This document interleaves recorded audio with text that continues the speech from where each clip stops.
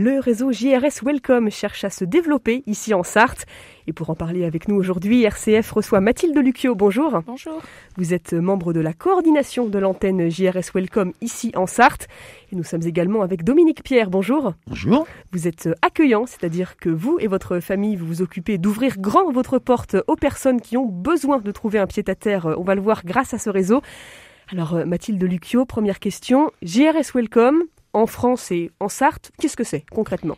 Alors JRS Welcome, c'est un réseau de familles qui ouvre ses portes pour accueillir des personnes en demande d'asile qui n'ont pas accès au dispositif national d'accueil, donc qui sont à la rue.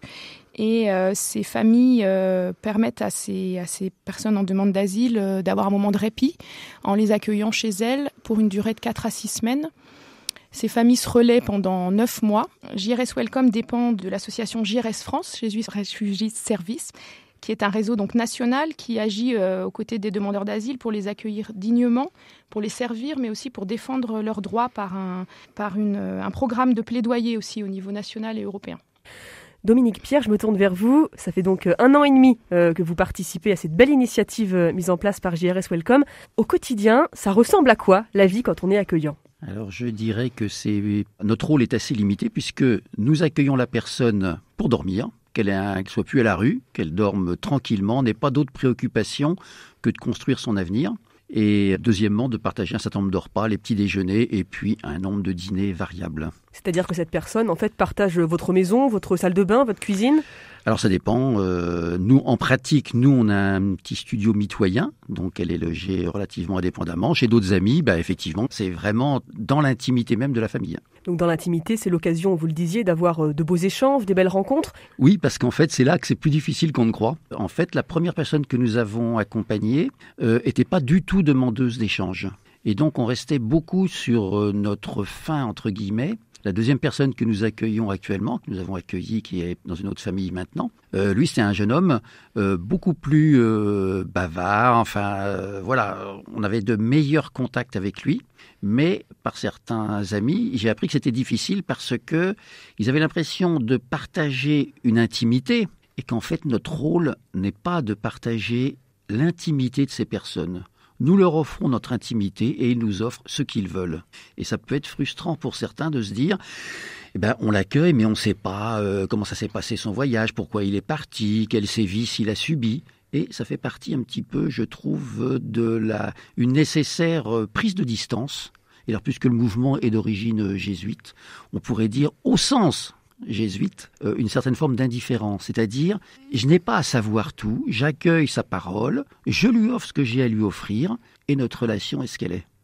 Ça demande un certain investissement pour les familles qui accueillent, mais aussi pour les personnes qui coordonnent. Mathilde, j'imagine, comment ça se passe au niveau administratif, là pour le coup, comment ça se répartit au niveau des tâches ? Alors, on a donc l'équipe de coordination qui est composée actuellement de 3 personnes.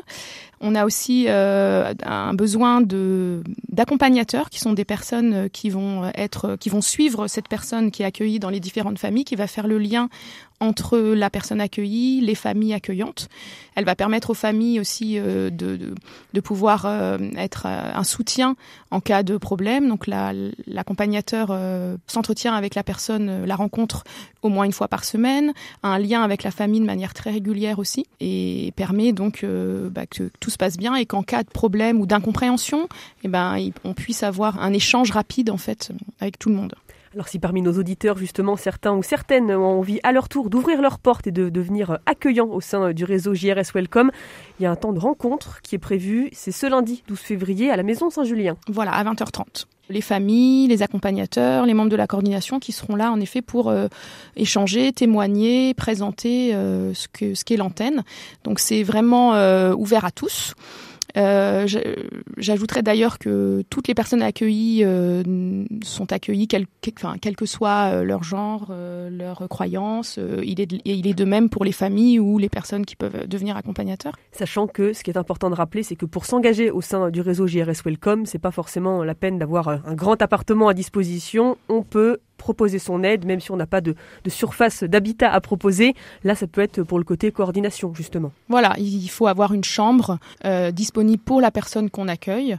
Aussi, le cadre que propose JRS France, il est très intéressant aussi pour nous au niveau de la coordination, puisque on est vraiment accompagné, on est formé, tout en nous laissant une part importante aussi d'autonomie au niveau de notre antenne locale. Oui, tout à fait.